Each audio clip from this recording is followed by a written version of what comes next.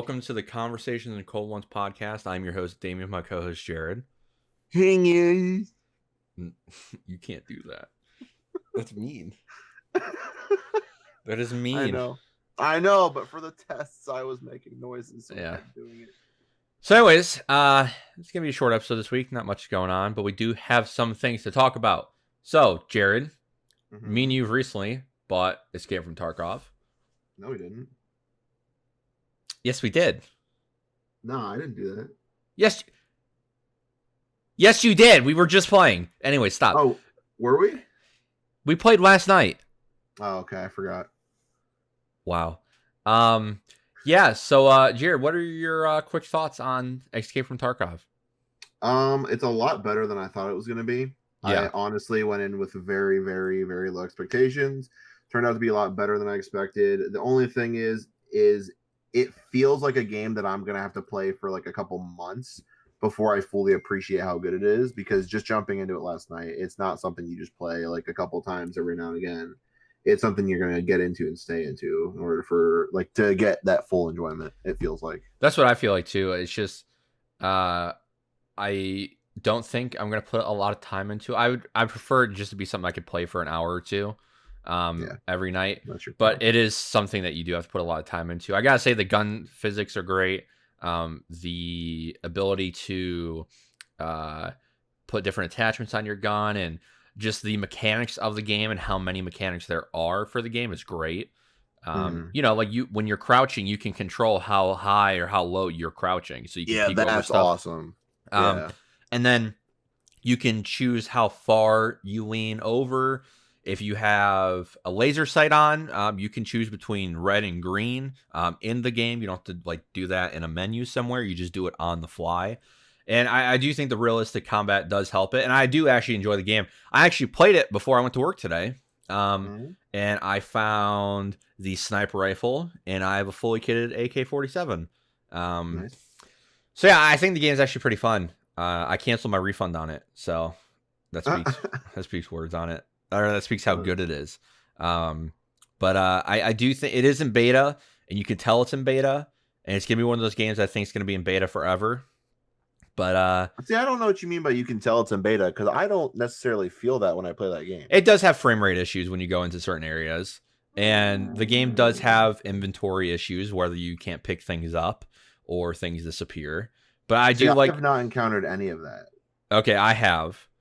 But I do like the inventory system. The fact that like there's a guy named Dr. Lupo who streams. He's been streaming Tarkov for I don't know a few years now. Like he mainly plays Fortnite, but he would stream Tarkov every now and then. And he has like 85 backpacks in his stash, but it's because in his backpack is a backpack, which that backpack has a backpack. So you can do stuff like that, which is cool. So you can micromanage things, and it's a very slow paced, intense game. So yeah. If you think it's worth $50, definitely check it out. But yeah, so moving on. Before we talk about Cyberpunk, because we do have some things to talk about with that, we never gave a Witcher review on the podcast. There's no need. No, there's a need. So it's gonna be real quick and simple, because I actually gave the series a review on my YouTube channel. If you're watching this on YouTube, just go back a few weeks. I reviewed the whole season. So Jared, give me your quick thoughts on The Witcher. Give me a rating out of 10. What do you think? I would say it's a 9.8 out of 10. And it's fucking pretty much perfect in almost everywhere I can think, except for Triss. And pretty good. You know what's weird about the Yennefer girl? Like she's hot in some scenes, but like other scenes she's not. Like yeah, I have no issues with her at all whatsoever. I mean, I don't have issues with her. No, I don't get that. Like I don't have there's just certain scenes where she's like really attractive, and there's other ones where it's like but yeah, Triss, they gotta recast Triss. What the fuck was that? That is not Bae. Well, I was talking to Cody, our friend Cody is somebody, I think he's been in the podcast once. Yeah, he talked about FIFA. Yeah, of course he did. Yeah. And he was telling me how was it him or was it Carp? I think it was Cody. No, fuck. Now I can't remember. It's one of the C people.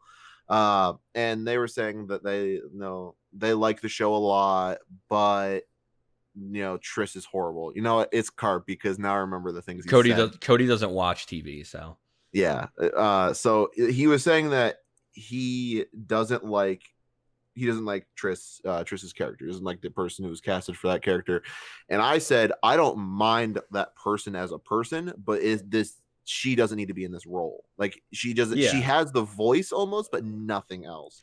And I told him at the end of the fucking episode 8, were there 8 episodes or 9? 8. Yeah, at the end of episode 8, you see Yen walking out of that doorway that Triss was trying to defend, and you can see that she's bleeding and she's wounded badly. Yeah. Now, I'm not saying she's gonna die, because she isn't, hopefully. But I told him what it seems like could happen is she might go through another enchantment. Like, her body is broken and wounded, so she's gonna go and get another enchantment, so her body can then she can mold it to look like the proper Triss, like how when Yennefer went through her thing when she lost her uterus and shit. That's what I think is gonna happen with Triss. Do you know the backlash they would get from making her go from, because the character or the actress playing Triss is black? Could you imagine the transformation going from black to white and how much backlash they would get for that? I mean, I'm sure it would be tremendous, and that's another reason that, But yeah, Triss needs to change. Great TV show. And speaking of which, they did announce we are getting season 2 in late 2021. So it's unfortunate. Gotta wait 2 years, which is unfortunate because that show was amazing. Henry Cavill was great as the Butcher of Blaviken. So speaking of things to deal with CD Projekt Red, we have some Cyberpunk details to talk about. Cyberpunk 2077 merchandise is in full swing. CD Projekt Red has a bunch of their new t-shirts up and stuff, and a lot of their hoodies up on their website, and they'll be releasing the Cyberpunk jacket soon for, I think, $150. But the main thing is we have action figures to collect, and action figures I've pre-ordered. So there is 2 Johnny Silverhand action figures. So it's obviously Keanu Reeves' character. One comes with a guitar and I think a gun. And the other one comes with a gun and a bomb. I ordered the one with the guitar. And then the third and final action figure for right now is the male version of V, the main character you play as. And I pre-ordered that one. He comes with this pink sword and then 2 guns, a pistol and like a SMG. So yeah. So that's interesting, but we do have some Cyberpunk details to talk about, like that deal with the game actually. So one of the main developers, Patrick Mill, just did an interview with I think it was Kotaku, and he was talking about how they designed their quest system and how they were setting up Cyberpunk to be like the introduction into the next gen of RPGs, and how they wanted this game to be heavily role played, especially in the multiplayer that they didn't announce. He was talking about how even in the multiplayer, they want people to like have their own storyline for their character. And that was a big thing for them. And so when he was talking about the design behind their quests, his quote is, if a player should logically be able to do something, if the character would logically be able to do it in the world, then you should be able to do it in the game. So basically, if I'm in a quest and I want to kill somebody in the game, from what he's speaking, I'll be able to do that. And certain things like that. So they're going more into that, but they're trying to make this a very role play and very immersive game, which is nice. But they're trying to create like a full world coming out. So whether we're talking about just the stories being longer, like the side quests, they wanted side quests to be fully fleshed out and detailed, which is nice. But yeah, it's nice. We're less than 100 days away, and they're gonna be introducing more choice-based quests in the game as well. At first, when they first showed it off at E3 a few years ago, in 2015, they weren't really focusing on choices, and now they're coming out and saying that the game's gonna be fully like The Witcher with choices. Yeah. So yeah, the quest design is supposed to keep us playing for longer than 30 hours, and they will be... You guys are fucking me up with messaging in the Discord. What the fuck? I know it's Carp. I know, but anyways, so Yeah, it's just interesting to see how the quests are going to be replayable in that sense. Like The Witcher is replayable, but they said this is going to be more replayable with just all the different choices that you can make That'd in be the cool. quest. So moving on, we have the introduction of the PS5 and their new Yay. logo. You see the Which, meme I sent you earlier? yeah, That was fucking yeah, funny. it's. I'm not gonna shit on PlayStation, but I was watching or I was looking at the gaming Reddit one. It's r/gaming. They're like the big gaming page for Reddit. Yeah, I gather that. And people were like, they should have went back to like the PS2 logo and just flipped it around, made that the PS5 logo. I think that would have been dope. But Yeah. I mean, Xbox fully showed their console at the Game Awards. You think PlayStation would show something? But I guess No, the hype you'd builds. think. Yeah. No, that's the thing is like Xbox got bashed, so PlayStation deserves to get bashed too, Yeah, especially for the logo thing, like the fact that that's been going around, like that's just fucking yeah. And hilarious. people on Twitter are so excited for a logo, and you know, don't get me wrong. Like I obviously the PS4. If we're talking like a complete system is better than the Xbox One. Like that includes hardware, software, games. The main one being games. The software I think is really a toss up. The hardware I give to Xbox. But obviously the PlayStation 4 destroyed Xbox this gen and it has set itself up. No, it destroyed it. It completely I destroyed wouldn't say destroyed. it. It completely obliterated it. I mean, think about this, Jared. The Nintendo Switch has sold more units than the Xbox One. So Xbox is currently in third place, but they've set themselves up nicely. But what I will say is, I don't know what they're going to launch with because what my feeling is well, first off, they should have kept The Last of Us 2 to be their launch title. That's a game you launch with, but they're putting it at the end of the cycle for whatever reason. I think when the PS5 comes out, they're selling you on games that are coming and that aren't here. I think that's what's going to happen at E3. They're going to show Spider-Man 2. They're going to show God of War 2, but they're still a year away. So they're God of War 2? God of War 2, yeah. Because the game sets up a sequel at the end. Okay. So they're going to show those, which are a year or two away. And they're saying, hey, look, this is what you can have in a year or two. But I just don't think they have something ready for launch because all they're going to do is port over The Last of Us 2. Well, if you already played it on your PS4, why would you buy it again on PS5? And I get it'll look better and it'll run better, but you just played it 6 months, before the system came out. So Xbox, I mean, obviously they have Halo Infinite coming, and we don't know what else. Obviously, Forza Horizon 5 is going to be launching with that as well. And they're porting over all the other stuff like Sea of Thieves and everything. But for PlayStation, I just don't know what they're going to show that's going to generate enough intrigue like a Halo. And Phil Spencer, moving into our next topic, the day that PlayStation showed off their logo, he changed his Twitter picture to the 8K chip for the Xbox. And that thing looks massive and impressive. But yeah, it's going to be an interesting year. I mean, obviously we're on PC, so we're kind of watching it on the outside.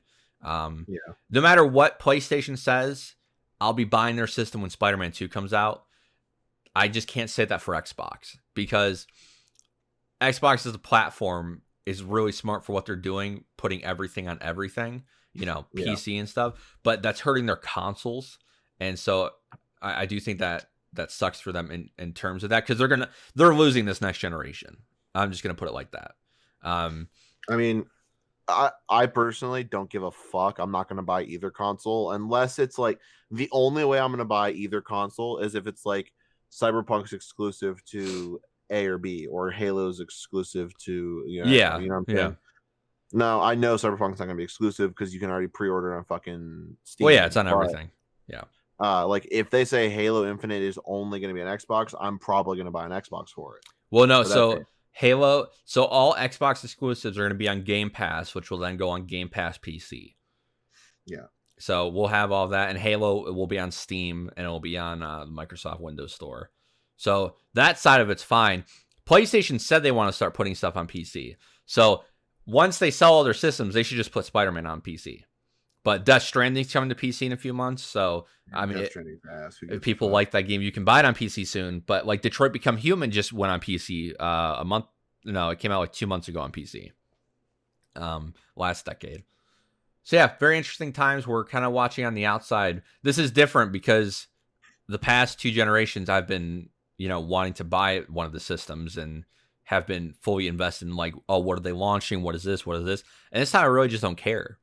In the sense of me buying one. But I'm interested to see how Xbox tries to turn around this bad last generation that they had and bring more people onto the platform. And all I pray is that Halo Infinite's good. That's all I want. But all right, well, we're less than 100 days away from Cyberpunk. Last of Us 2 comes out in a few months. Halo later this year. It's gonna be a busy year for us. So Except not really. Well, it'll be a busy year for us. We'll do predictions for E3. We'll do our thoughts on E3 like we did last year. We're coming up on a year for the podcast. Yeah. And speaking of that, I should probably announce this now. Due to the fact that I am going back to college, I may not be able to record the podcast every single week now. So you guys may be hearing less of me. I'm not sure. All right. Anyways, so we'll do E3 thoughts, we'll do our predictions, and then we'll kind of chill. I mean, Cyberpunk comes out, so that's not something we'll be able to review the week after it comes out. It's something we're gonna have to fully play, but we'll give thoughts on that. Last of Us 2, me and him don't have a PlayStation, so I don't know. I'm gonna watch it, but I'm not gonna play it. I don't think it's that good of a game. The first one I'm speaking of. But yeah, so a lot of stuff coming on. Make sure to subscribe to my YouTube channel. Make sure to like if you're on SoundCloud and follow if you're on Spotify, Apple Music, all that. So thank you guys for listening. This has been the Conversation Cold Ones podcast. See you later. And that's another episode for us, guys. Thank you for listening. Please make sure to comment, subscribe, follow, like, whatever. If you're on SoundCloud, it's follow, like. If you're on Spotify, you just add to your playlist, like, follow, whatever. iTunes, please leave us a review. And on YouTube, please like, comment, and share, and then subscribe to my channel, eventually Jared's channel when that comes out. And if you guys want to follow us on social media, our Twitter handles will be linked in the description. All right, guys. Thank you for listening.